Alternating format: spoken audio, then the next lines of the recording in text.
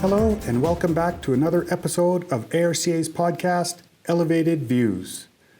Today, I'm sitting down with Tom Newton, a specification writer with decades of experience and an in-depth knowledge of what is required for a successful specification and a proud member of the ARCA Technical Committee. And one of the reasons why I wanted to have you is because of your specifications experience. So it's drawing on your expertise, talking about why the standards are included in the specs, why we need them, what are they, Right. who makes them, and then really whose responsibility is it to make sure that the right standard's there, that the standards are followed, and that whole moving piece that happens. So it's more of a specifications talk than really anything else. Specifications are written to a standard format. CSC and CSI, the American Institute, Construction Specifications Institute in the US, and CSA, Construction Specifications Canada, jointly have produced master format, page format, and section format. And of course, specifications are written in sections. Master format tells you what the section number should be, what should be approximately what should be included in the section. Then page format tells you how the page should look like, so you pick up a specification from anybody, produced by anybody, it should have the same format. And section format gives you a list of topics and where they go in the specification, because we use a three-part format. We use general, products, and execution are the three parts of a standard specification format. And under those three parts are various headings that you may or may not use depending on what the specification is about. People ask me who I write a specification for. I write it for, in the first case, the architect to protect his liability. And secondly, I write it for the contractor's estimator, so that when he takes off a project and he reads the specification, it's clear what is included, what isn't, what the standards are to be met for the workmanship and so on. Finally, for the architect's inspector when he goes out to the site and says, you didn't do that right. And the reason I put the contractor's estimator in there is because when times are really good, if he gets a specification that doesn't appear to be clear and concise, he'll either throw it in a corner or he'll throw money at it when he's doing his estimate. So it's important to have good, clear specifications. And one of the things that ties into clarity is, and the liability, is the use of standards. So when you're saying writing that specification, and there's probably definitely standards for each division and each section under the division, correct? Yes. So if you were to guess, how many third-party standards would be in a typical specification? Hundreds, if not thousands. Okay. Depending on the complexity of the project. There's going to be a lot more standards referenced in a hospital project, a healthcare project, than there would be in a warehouse project. You still have the liability issues, you still have to have the proper selection, even a warehouse. I think it's important that if you haven't, everybody should look at a standard and look at who's on the standard writing committee. Because the standard writing committee generally consists of manufacturers, owners, architects, and specifiers, sort of thing. It's a well-rounded, almost a consensus standard. Absolutely. There's no point in writing a standard that manufacturers can't manufacture products to, or that are unreasonably expensive. And then it becomes my duty, or the architect's duty, to understand what level of performance you want your building to perform at. So you've been involved in specifications for quite some time, and you have a lot of experience with that. Have you seen the use of those third-party standards? It definitely has grown, but from, like, say, your first specification until one that you've been completed in the last couple of years, It's definitely more litigious, but is there more of a reliability on those standards now? I've always been a great believer in don't put a standard in a specification if it's not going to apply or you're not going to enforce it. Again, because of the team that writes the standards and the fact that they keep them up to date, relatively speaking, I think the CSA try and update their standards every 5 years or thereabouts. And as I said before, that includes for things like new products and changes in societal outlook or failures, liability issues, insurance issues. All these things will influence what goes into the standard. I don't think the number of standards has changed hugely. Certainly we've got a few more.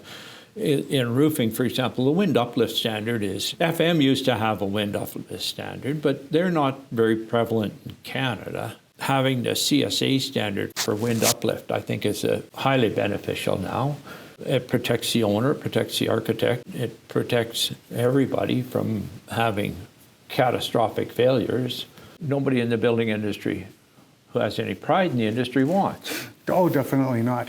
So with the standards, I think one thing that is not commonly understood is the specifications writer, the spec writers, they have to intimately know which standards are applicable.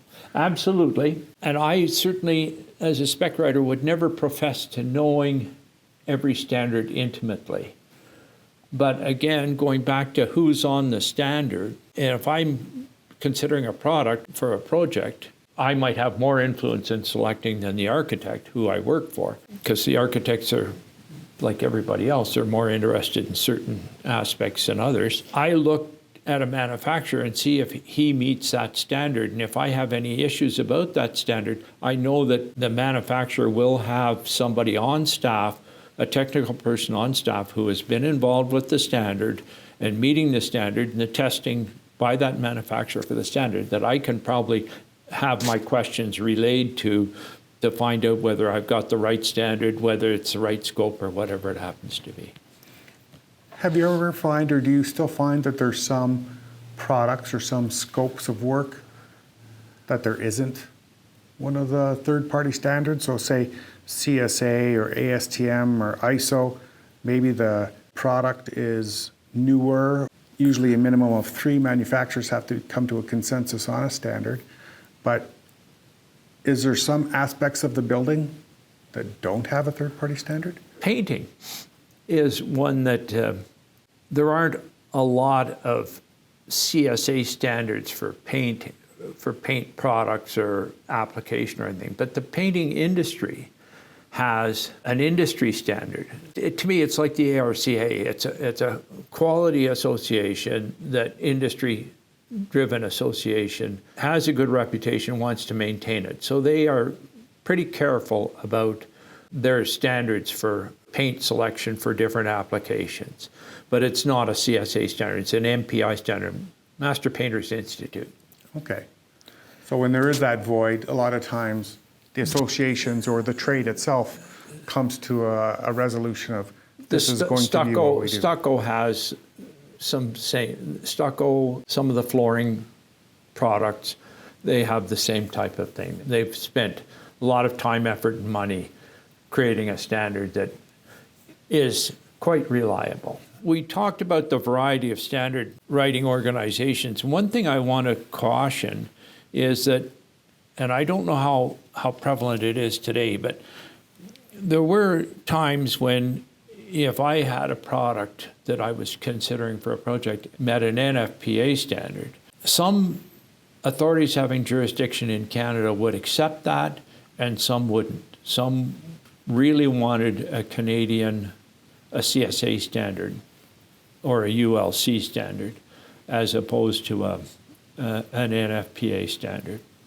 That would be local knowledge of the authority having jurisdiction, whether they would accept a standard from the United States. And you know that a lot of our products come across the border and we almost have no choice in accepting them, even though they haven't got a CSA standard because we're such a minuscule part of their market. Again, I caution anybody to make sure that they know what the local authority having jurisdiction will accept or standards. So that's something that a normal person, even outside construction industry and some inside, don't understand. There is that authority having jurisdiction in each region, in each municipality. Can you explain the role of that authority having jurisdiction? How big of a role is that? Huge. And how big of a responsibility is that? Huge. You're not going to get a building permit unless you meet the building code. And the authority having jurisdiction is the agency that issues the building permit, and they're not going to issue the building permit unless their plans inspector has satisfied themselves that you meet the building code. And even in the building code, particularly the NBC, if you open the front of the NBC, you'll find pages of codes that are referenced in the building code. Pages and pages of them. That would be the short list of codes that you want to make sure that you have addressed in your specification. And in that authority having jurisdiction, I know in Calgary, they can never decrease the life safety. They can never decrease the safety requirements below the code, but sometimes they do add on to what is required for the code. And again, they have that authority. That's provincial legislation that authority to the City of Calgary, the City of Edmonton, the City of Red Deer, whoever it happens to be, if they want to increase the requirements from the minimum stated building code is deemed to be a minimum standard. If you want to build the ultimate brick outhouse far above the standards in the building code, fill your boots. You can go ahead and do that. Again, it depends. Do you have an owner that wants that? Do you have an owner that's prepared to pay for that? Do you have an owner that only wants the bare minimum of the standard, or do you have somebody in between? Users of buildings, like the province, they have minimum standards, but their standards are usually higher than minimum standards. They used to refer to the 4-ply built-up roof was the standard. There was a fellow at Alberta Public Works who realized that they were replacing roofs far sooner than they should, and he wrote a standard so they would be the Elmer Luck roof because he had a certain way, and that was the standard for all Alberta buildings at the time. You had to build your 4-ply built-up roof to his standard because he figured out how to make a 4-ply roof that lasted more than 5 to 10 years. So. Just those little things, like you say. We get a lot of calls at the ARCA from even homeowners, say and I know we'll get them after this August storm in Calgary, this is what my roof is, and unfortunately we have to tell them, well, that meets the building code, so that meets the minimum standard. Is there different things that you can do, or are there enhancements? Absolutely. But a lot of people do build to the minimum code because it's the most cost effective. And a lot of times that's what people are looking for that don't have that foresight into, okay, why should we put more resilient roofing on?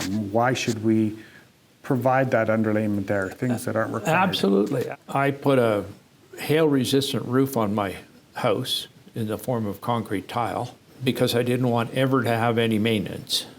And I had replaced the roof once because of hail many years ago.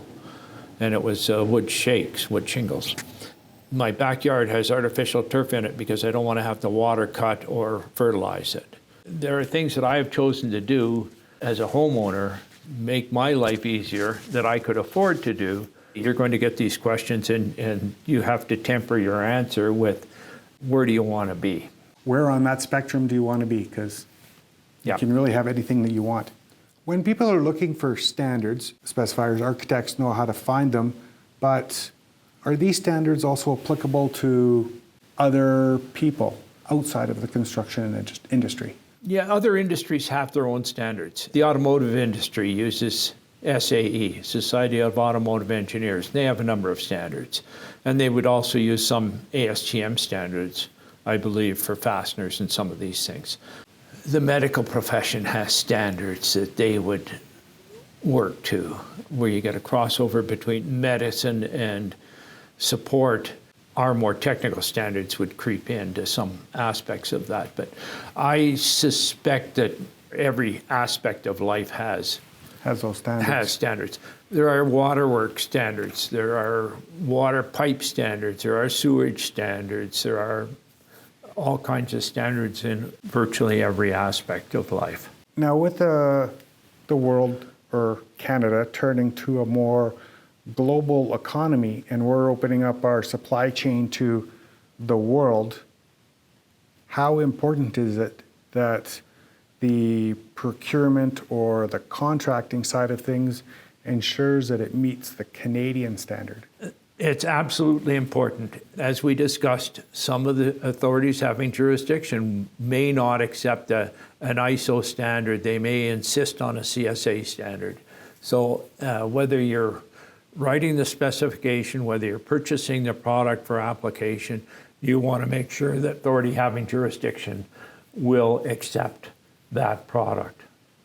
Really important. I cannot stress that enough. Does the regular consumer have to worry about that as well? There's some online distribution avenues that you can go and buy things very inexpensively, but maybe it's an electrical device that might not have a CSA standard or it might not have a ULC standard. Do you foresee that? Absolutely, because if you have one of these non-compliant products and it starts a fire in your house, the insurer is not going to probably pay your insurance if you burn your house down because you haven't had a CSA or ULC standard approved product. Is there anything that you think we may have missed talking about standards and different associations and codes? We do have some other achievement standards, I guess I would call it. We have like LEED, Green Building, FSC for certification. Okay, so other ones for products and also for buildings, I guess. Not so much buildings. I think like with LEED and... Oh, LEED would be, but that's building performance. Energy required to maintain, to operate the building and some of these things. And these are constantly changing as well. Again, so you've got to be aware that these things are updated as well. So there are other things, but again, I hate to call it a marketing tool, but it's not a regulatory tool. The way I explain LEED is it's usually followed by people who want to champion a more durable building. So mostly municipalities follow it because they want to show people this is how you can build a more durable building, because let's be honest, it costs a little bit more and the systems in it may not be as proven, but they are going that extra mile just so that they can show people this can be done. To a certain degree, it might, depending on the complexity of the building, it would be a more sophisticated building, so you have to have better building operation. As an owner, you would have to have a higher quality of building operation than you might if it's just sweep the floors, water the lawn. Yeah, it's not just your simple boilers anymore. Now it's building operating systems, integrating your boilers with your heat pumps, with everything else. And exactly. So one thing that you mentioned, in the past, codes have been developed, either the building code, plumbing code, electrical code. They've been developed and changed due to empirical data of increasing life safety or increasing durability. But now I believe we're starting to see a shift, and some of these are being changed on a political aspect. Absolutely. Societal or political, I call it. Some I think are good and others I question. One that comes to mind is a number of years ago, people would go to a hockey game and they'd walk around the concourse between periods, and the men's washroom, the men were in and out. The women's washroom, they were lined up. I'm not trying to be anti-feminist or anything like that, but women seem to take longer in the washroom than men. So the building code finally recognized this and said, you have to have more facilities in a woman's washroom than in a men's washroom in a public event type facility. That to me is a good positive thing. When we get into energy consumption in a building, we're only just now starting to swing, to me, a more common sense level, which is something I learned 50 years ago from a mechanical engineer. And he was explaining the insulation you put in a wall. He was talking in imperial terms. He was talking about 1 board foot of insulation. So 1 board foot is 1 inch thick by 12 inches by 12 inches. And to make that 1 board foot of insulation required X number of BTUs of energy, or gigajoules or joules, whatever you want to use, whatever measurement. But if over the life of the building, say it takes 1,000 BTUs to make that 1 board foot of insulation, but if over the life of the building, it's only going to prevent 750 BTUs from flowing out through the wall, you shouldn't be spending 1,000 BTUs to save 750. Okay. Which is really what embodied energy is all about. Now, a lot of people will not understand embodied energy because the term has been bastardized to embodied carbon today. People, if you talk about embodied carbon, they know what you're talking about, but theoretically, it should be embodied energy. We're now just starting to talk about this. One of the more interesting areas where I think, and I'm watching to see how it all plays out, is in glazing. We've gone from single glazed to double glazed sealed units to triple glazed sealed units. And there is a higher product available, but it takes a lot more energy to manufacture it.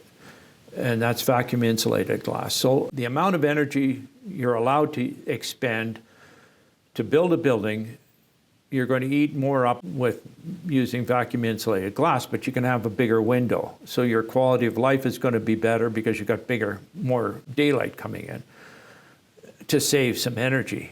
But you've got to temper this with the fact that it's going to take more energy that you may not be able to use in other aspects of the building if you have a certain amount of energy required for the building. So there are some philosophical issues that are evolving that have to, and every time we come up with a new product, this is going to bring this whole philosophical thing again, and it should be looked at from a philosophical point, not just we can save energy point.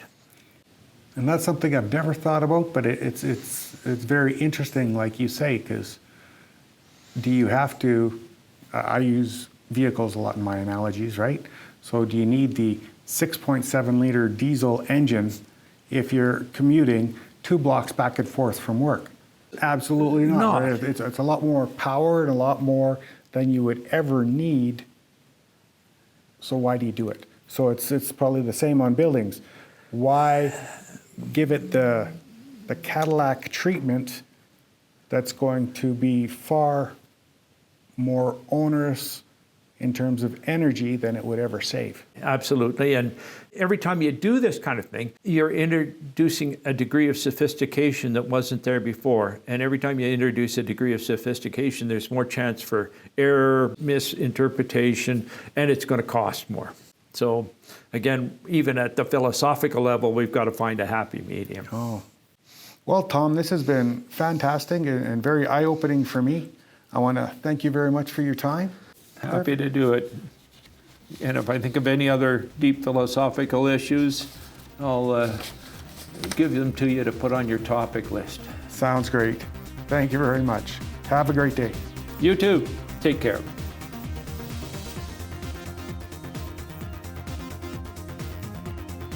Thank you for listening to another episode of ARCA's Elevated Views. We hope you have enjoyed the program. For additional information on ARCA, our contractors, or our program, please go to arcaonline.ca. Or you could follow us on Instagram at Roofing Careers or on LinkedIn at ARCA-Alberta Roofing Contractors Association. Thanks and have a great day.